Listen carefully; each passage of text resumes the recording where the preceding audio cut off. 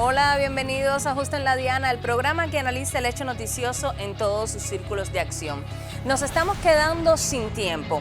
Hablo de nuestro tiempo aquí en este planeta que la humanidad tiene como hogar compartido. Para frenar en alguna medida el daño que el propio hombre le ha provocado a la naturaleza, se realizó recientemente la Conferencia de las Naciones Unidas sobre el Cambio Climático, conocida como COP27. ¿Qué temas se abordaron?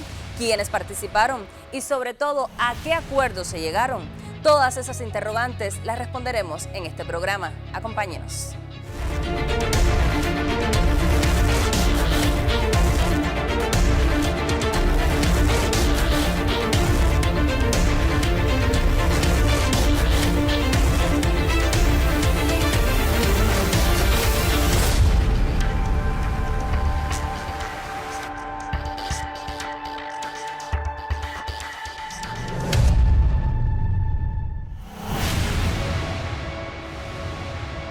La Cumbre del Clima inició el pasado 6 de noviembre en Egipto con casi 200 países invitados. Su objetivo hasta el 20 de noviembre fue encontrar acuerdos para paliar los cada vez más graves impactos del cambio climático. Una solución que debe concretarse en medio del difícil contexto que ya vive el mundo por la crisis económica y los conflictos en diferentes puntos del planeta. Al evento asistieron más de 120 líderes mundiales y un total de más de 40.000 participantes. Naciones Unidas lanzó una advertencia al inicio del evento. Los últimos 8 años son los más cálidos registrados hasta la fecha. Foto oficial de los líderes mundiales que participan de la COP27 en Egipto. En su primer discurso en la conferencia sobre el clima, el secretario general de la ONU, Antonio Guterres, advirtió que llegó el momento de alcanzar un pacto. Las dos mayores economías, Estados Unidos y China, tienen una responsabilidad especial a la hora de aunar esfuerzos para hacer realidad este pacto. Y esta es nuestra única esperanza para alcanzar nuestros objetivos climáticos. La humanidad tiene que elegir, cooperar o morir. ¿Es un pacto de solidaridad climática o un pacto de suicidio colectivo? La cita climática anual de la ONU arranca bajo la presión de mejorar la financiación de los países más vulnerables, devastados por los efectos del calentamiento. El encuentro está rodeado de importantes medidas de seguridad en el balneario egipcio, enclavado entre el desierto y el Mar Rojo. 12 días de diplomacia que buscan cambiar el panorama climático actual. Los líderes de la Conferencia Internacional sobre el Clima de la ONU, la COP27, tienen retos monumentales. Este año varios países de Asia tuvieron inundaciones devastadoras. África Oriental está sumida en una sequía que profundiza los altos niveles de hambruna y Europa vivió olas de calor sin precedentes. La Organización Meteorológica Mundial alertó que los últimos 8 años van en camino a ser los más cálidos de los que se tiene constancia.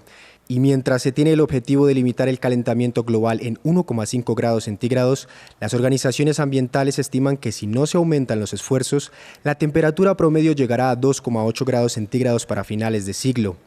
Algo a lo que se suma la cuestionada voluntad de los grandes países emisores de carbón, pues tan solo 29 de los 194 países que forman parte de la Convención sobre Cambio Climático han actualizado sus objetivos para reducir emisiones.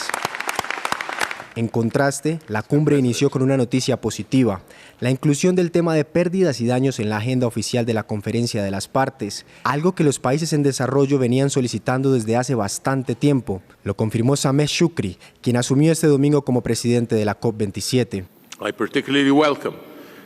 Recibo con especial satisfacción el acuerdo de las partes de incluir un nuevo tema en la agenda sobre acuerdos de financiación para responder a pérdidas y daños. Esto crea por primera vez un espacio institucionalmente estable en la agenda formal de la COP y el Acuerdo de París para discutir temas apremiantes de los acuerdos de financiación necesarios para abordar las brechas existentes en la respuesta a pérdidas y daños.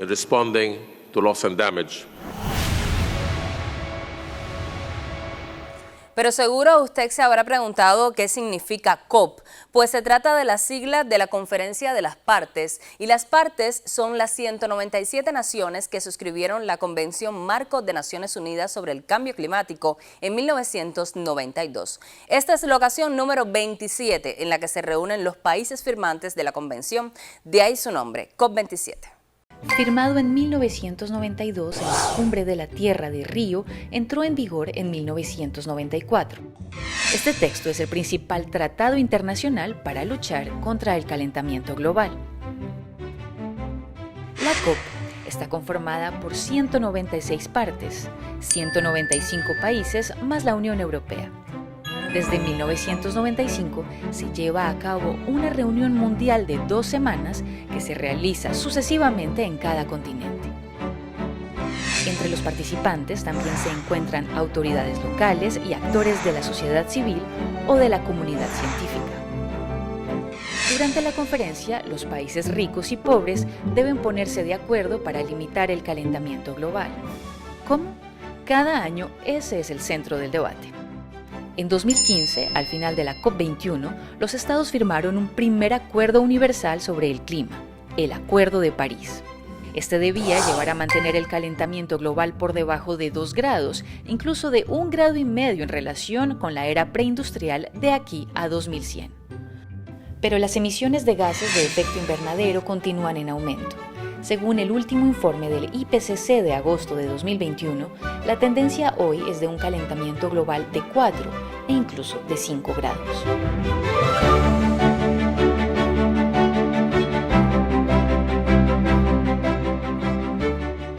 No climate justice without human rights. Sin derechos humanos no hay justicia climática. Ese es el llamado que están haciendo decenas de activistas aquí en una de las protestas en la COP27. Todos ellos están vestidos de blanco y con un pañuelo cubriendo sus bocas, en representación de las voces silenciadas que han sido precisamente oprimidas al estar en la cárcel o incluso al perder su vida por defender el medio ambiente. Y también en una representación de las restricciones para protestar aquí en la COP27. Otra de las protestas ocurrió a la entrada de la zona de negociaciones de la COP27, donde activistas climáticos asiáticos explicaron lo vulnerables que son sus países a la crisis climática. De los 13 picos más altos del mundo que superan los 8.000 metros de altura, 8 están en Nepal. Tenemos mucha riqueza en nuestras montañas, pero ahora por el cambio climático nuestras montañas se están derritiendo. Así que estamos exigiendo justicia climática ahora, porque los ricos se están haciendo más ricos y los pobres lloran.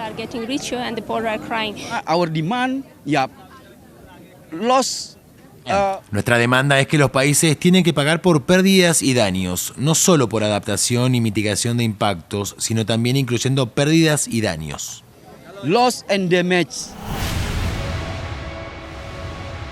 América Latina estuvo representada en el evento. Nuestra región pertenece tristemente a esa parte del mundo marcada por los efectos del cambio climático, a la cual las naciones más desarrolladas le deben por años de explotación y siglos de saqueo la cuota de responsabilidad en solucionar los daños a los que hoy se enfrentan.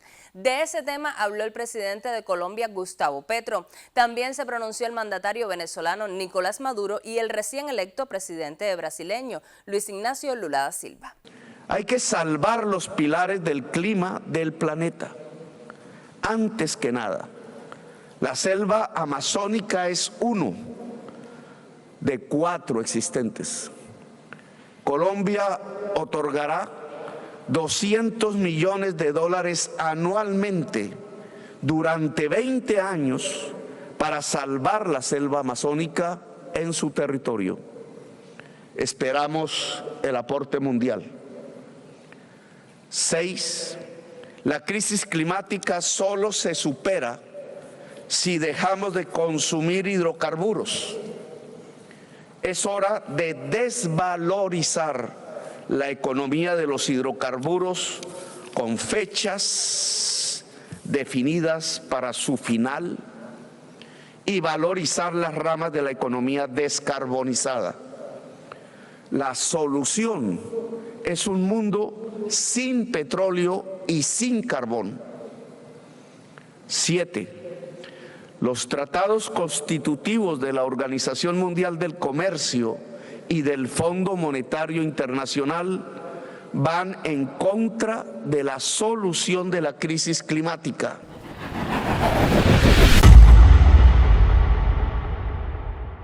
El desequilibrio y la crisis ambiental creadas en la naturaleza son equiparables a las condiciones de desigualdad e injusticia que el capitalismo ha creado contra la humanidad.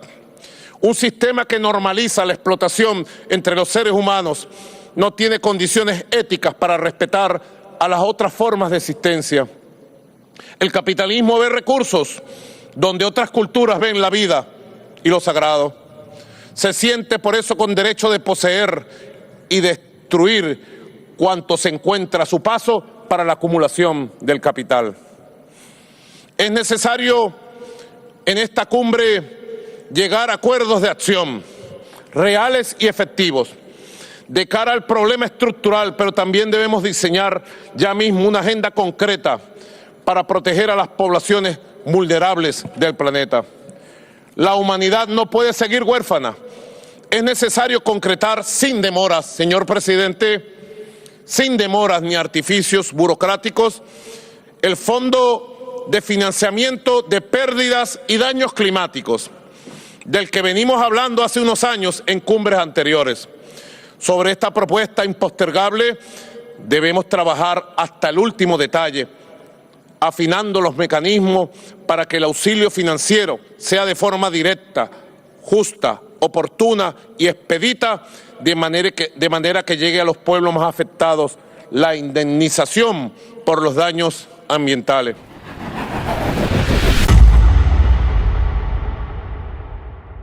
Por isso, vamos criar o Ministério dos Povos Originários para que os próprios indígenas apresentem ao governo propostas de políticas que garantam a eles sobrevivência digna, segurança, paz e sustentabilidade. É oferecer o Brasil para sediar a COP30 em 2025. Seremos cada vez mais afirmativos diante do desafio de enfrentar a mudança do clima, alinhados com os compromissos acordados em Paris e orientados pela busca da descarbonização da economia global. Cuba estuvo representada por la ministra de Ciencia, Tecnología y Medio Ambiente, Elba Rosa Pérez Montoya, quien habló sobre cómo se viven los efectos actuales del cambio climático, pero también sobre las propuestas que se han trazado desde nuestro país para mitigar la actual situación. Cuba continúa avanzando en la experiencia de 5 años de implementación y resultados del Plan de Estado para el enfrentamiento al cambio climático Tarea Vida. Uno de ellos es la creación de la Fundación Climática IRIS Unidos por el Clima, que ponemos a su disposición para canalizar esfuerzos nacionales y regionales. Estimados ministras y ministros, lo que está en juego es el desarrollo sostenible, la erradicación de la pobreza y la subsistencia del hombre. Le debemos a las futuras generaciones el compromiso de actuar, de lograr una gobernanza y ética climática abierta basada en la solidaridad y justicia financiera. La solidaridad climática es dejar de actuar por intereses económicos individuales, es pensar en los que pierden condiciones de vida, es cambiar patrones insostenibles de consumo, es actuar y ayudar a los más vulnerables. Es tiempo de hacer una primera pausa. Estamos analizando las recientes propuestas y decisiones de los participantes en COP27 para mitigar los efectos del cambio climático. Siga con nosotros justo en la diana.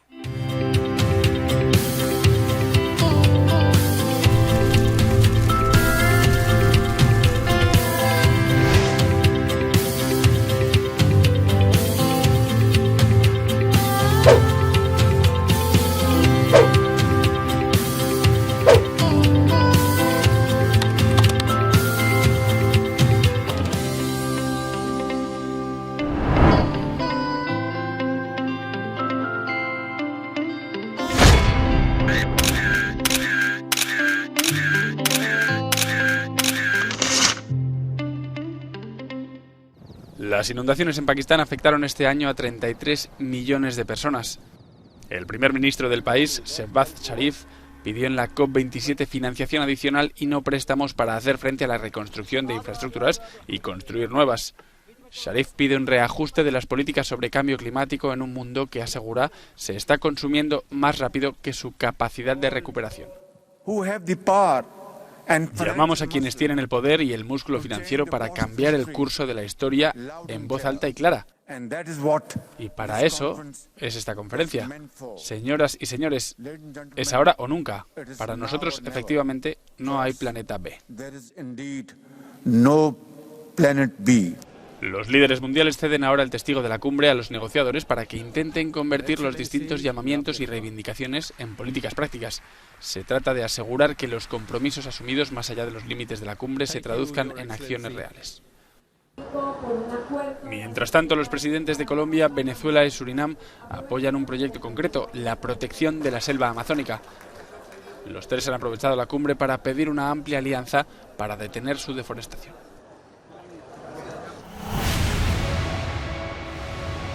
Hablemos ahora de los resultados. La creación de un fondo específico para pérdidas y daños marcó un importante punto de avance al añadirse el tema a la agenda oficial y adoptarse por primera vez en la COP27. Los gobiernos tomaron una decisión innovadora para establecer nuevos acuerdos de financiamiento, así como también un fondo específico para ayudar a los países en desarrollo a responder a las pérdidas y daños. Principales acuerdos de la COP27. El Fondo de Pérdidas y Daños se incluyó por primera vez en la agenda de una cumbre del clima y fue la principal reivindicación de los países africanos. El objetivo es llegar a los 100.000 millones de dólares al año para la mitigación y adaptación al cambio climático en el año 2023 y financiado por los países ricos. El compromiso alcanzado en París y reforzado en Glasgow para mantener vivo el objetivo de un límite máximo de las temperaturas de 1,5 grados acabó siendo el segundo punto de litigio y estuvo a punto de frustrar la cumbre. Varios países presionaron para debilitar e incluso suprimir ese objetivo. Al final se mantuvo, pero sin referencias más severas a lo que dice la ciencia sobre el impacto que tendría superar ese límite. Durante la cumbre, la Unión Europea subió el listón del 55% de reducción de emisiones al 57% en el 2030. Esta medida fue criticada por los grupos ecológicos. Uno de los resultados colaterales de la cumbre ha sido la vuelta al diálogo constructivo entre Washington y Pekín, roto por las tensiones sobre Taiwán. Ambas partes se comprometieron a seguir teniendo encuentros y a colaborar estrechamente en temas como la captura de carbono y la reducción de las emisiones de metano. El intento de un compromiso para la reducción progresiva de los combustibles fósiles no se logró, aunque volverá a estar inevitablemente sobre la mesa en las futuras COPs. Otros acuerdos importantes. Los participantes lanzaron un paquete de 25 nuevas acciones de colaboración en 5 áreas claves: energía, transporte por carretera, acero, hidrógeno y agricultura. El secretario general de la ONU, Antonio Guterres, anunció un plan de 3.100 millones de dólares para garantizar la protección de todos los habitantes del planeta mediante sistemas de alerta temprana en los próximos 5 años. Se publicó un informe que sirve de guía para garantizar compromisos creíbles de cero emisiones por parte de las industrias, las instituciones financieras, las ciudades y las regiones. Se puso en marcha un plan liderado por el G7 llamado Fondo de Financiación del Escudo Global, para proporcionar financiación a los países que sufren desastres climáticos. La nueva Asociación para la Transición Energética Justa de Indonesia movilizará 20.000 millones de dólares en los próximos 3 a 5 años para acelerar una transición energética justa. Se lograron avances en la protección de los bosques y con el lanzamiento de la Alianza de Líderes por los Bosques y el Clima, cuyo objetivo es unir a las acciones de los gobiernos, las empresas y los líderes comunitarios para detener la pérdida de los bosques y la degradación de la tierra para 2030.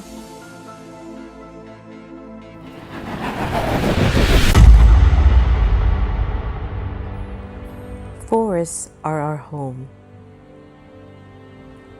We share it with the most diverse and beautiful plants and animals. There are millions of us around the world calling forests home. Forests and forest species provide for us. They give us everything we need, from food to fresh water and medicines. For thousands of years, forests have cared for us, and we have learned to care for them too. Join us in caring for our homes and all the communities who rely on them. This World Wildlife Day, let us celebrate forests, forest species, and the countless human livelihoods they sustain.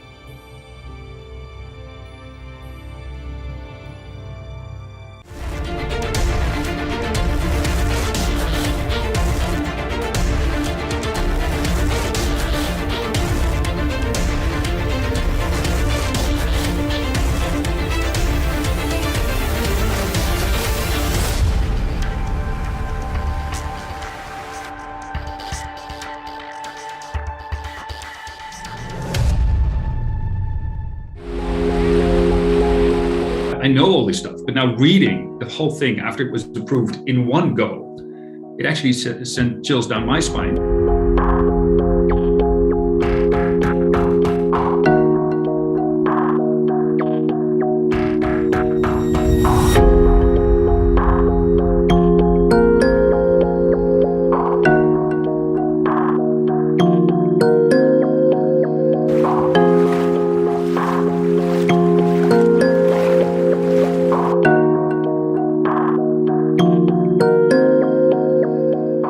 Already around half of the world's population faces water insecurity at one point or the other throughout the year, and that problem is only going to be exacerbated by climate change.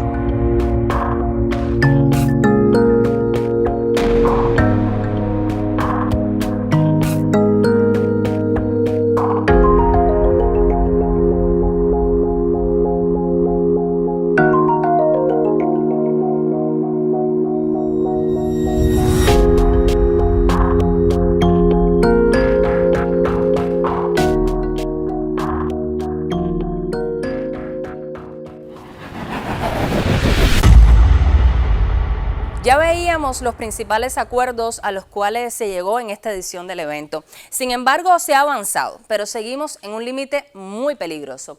El secretario general de Naciones Unidas, Antonio Guterres, en el discurso de clausura lo expresó. Seamos claros, nuestro planeta todavía está en la sala de emergencias. Necesitamos reducir drásticamente las emisiones ahora, y este es un problema que la COP no abordó. Un fondo para pérdidas y daños es esencial, pero no es una respuesta si la crisis climática borra del mapa a un pequeño estado insular o convierte a todo un país africano en un desierto. El mundo todavía necesita un gran salto en la ambición climática. La línea roja que no debemos cruzar es la línea que lleva a nuestro planeta por encima del límite de temperatura de 1,5 grados.